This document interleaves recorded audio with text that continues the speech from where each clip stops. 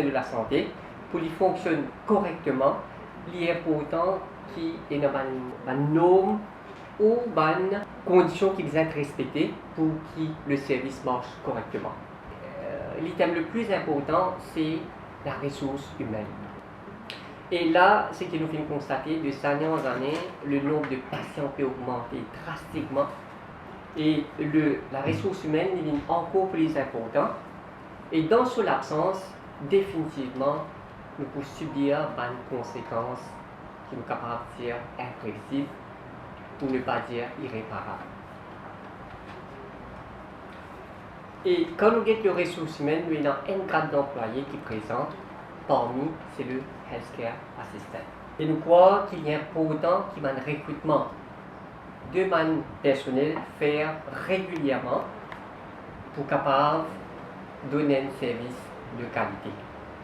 Quand nous faisons ce recrutement, définitivement, nous devons identifier comment le recrutement tu peux faire dans le passé.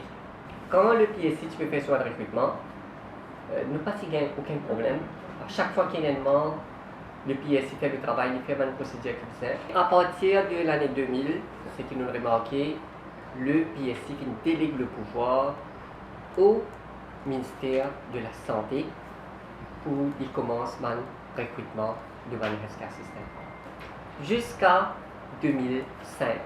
Alors, en 2005, là, nous connaissons qu'il y a un scandale bien sérieux qui nous appelle l'affaire Lachlan Jackman. Quand le ministère a identifié un manque de 400 healthcare assistants dans le système. Et là, à partir de là, il fait une procédure pour recruter ces 400 healthcare assistants là pour travailler dans le centre hospitalier. Mais suite à un manque de procédure, parce qu'il a respecté la procédure de recrutement, finalement, ce qui est arrivé, il disait arrête le processus de recrutement. Ça veut dire que quand nous gagnons un manque de 400 healthcare assistants qui est bien conséquent dans le système, c'est le patient qui souffre parce qu'il n'a pas gagné le service qu'il fait. Le fait qu'il paye insuffisamment de personnel veut dire que ça va dire commence dans une journée, je travaille plusieurs journées. Explique-moi.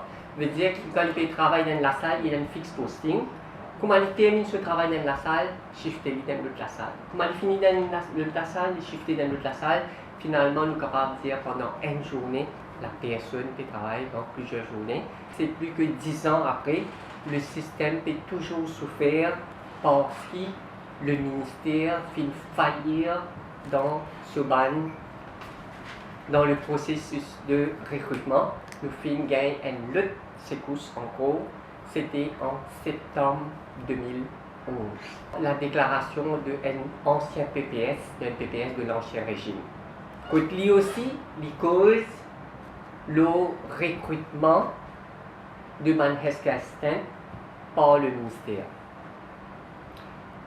Et c'est là qu'il nous fait décider, nous fait prendre une position très ferme là pour dire le ministère, pour dire l'appel au gouvernement qui tout le recrutement qu'il fait à partir de maintenant, c'est-à-dire depuis 2011, qu'il est fait par la PSI. Pour cette raison-là, premièrement, vous êtes chez un préjugé qui ban healthcare assistant peut subir, qui dans le service.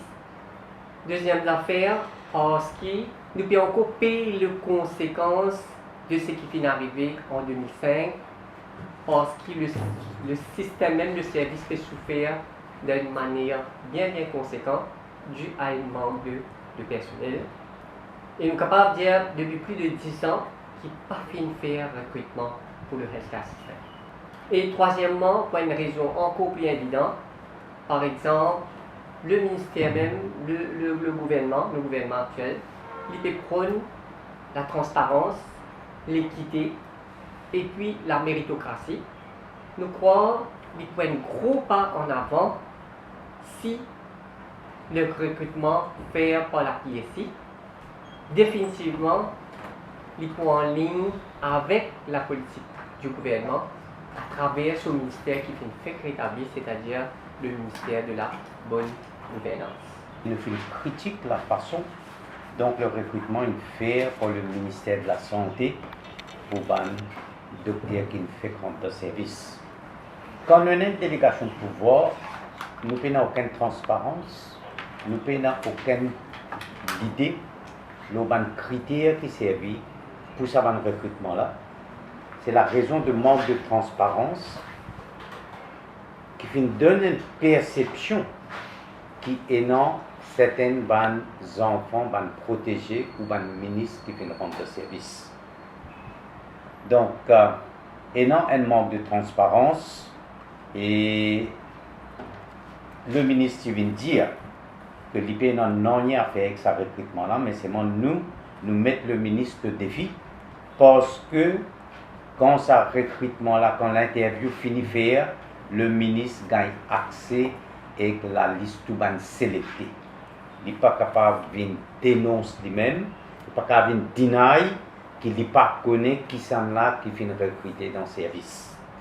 Nous avons la même longueur d'onde que le syndicat, nous pouvons dire le recrutement par délégation de pouvoir dans n'importe quel ministère qui arrêté, c'est la PSC qui a joué ce rôle qui vient mettre en place.